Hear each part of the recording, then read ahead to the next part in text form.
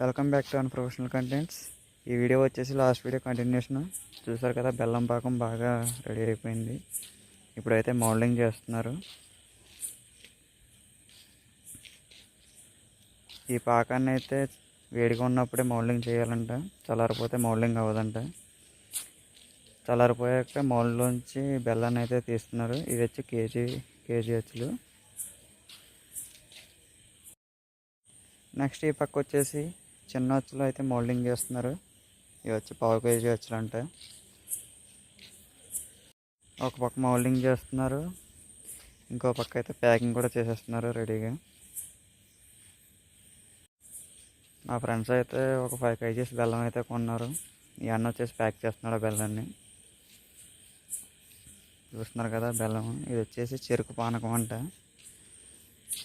Next వీడియోలోకి వెళ్దాం. ఆదాబ్, నమస్తే, వనక్కం.